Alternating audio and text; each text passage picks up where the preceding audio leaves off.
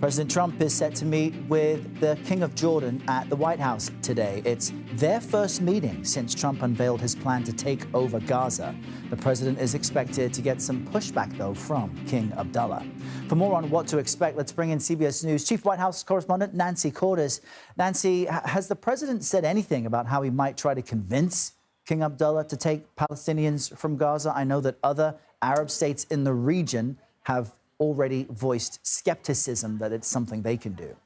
Right. Well, last night he suggested, Errol, that he might use the stick rather than the carrot when it comes to convincing Jordan to take in, let's say, half of nearly 2 million Palestinians in Gaza.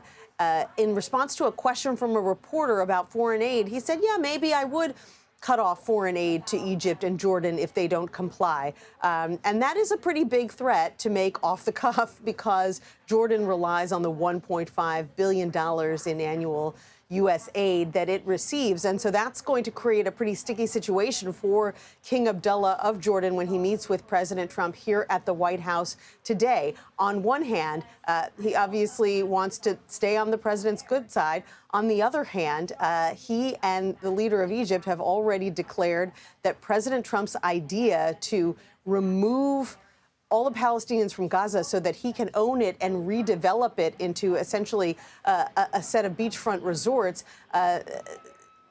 Leaders in both Egypt and Jordan have likened that to ethnic cleansing. And President Trump even took it a step further last night, saying that perhaps even after he's done redeveloping Gaza, he would not be willing to allow the Palestinians to return. So this is going to be a tricky dance for the King of Jordan when he sits down with President Trump as one of the first leaders to actually meet with President Trump here at the White House since Trump was inaugurated for a second term. And King Abdullah, a longtime U.S. ally to both Democratic and Republican administrations. Yesterday, Nancy, you and I were speaking about a potential constitutional crisis between the executive branch and the judicial. And now a judge in Rhode Island is claiming that this administration has failed to comply with an order to stop its freeze on federal assistance. What's happening there? And are we getting to this face-off? Closer to a face-off, I guess. We are getting to a face-off, or at least a rhetorical face-off, because the vice president of the United States, who's in Paris currently, he has kind of taken the lead in criticizing some of these judicial rulings. There are now about 10 judges who have pushed back on some of the Trump administration's very aggressive plans to shrink the size of the federal workforce or to change the definition of birthright citizenship and so forth. They have blocked the Trump administration in various ways.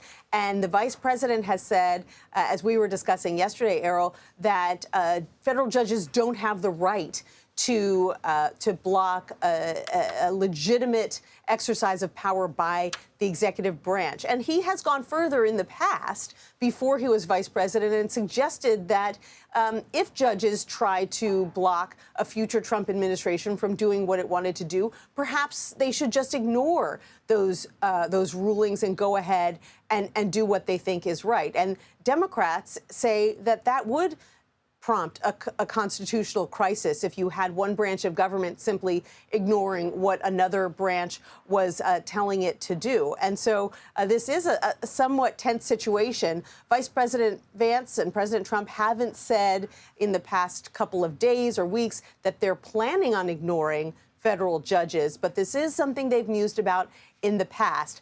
And that's why everyone's going to be watching their actions quite closely. Yeah, indeed. Nancy Cordes, great to have you with us this morning. Thank you very much. You got it.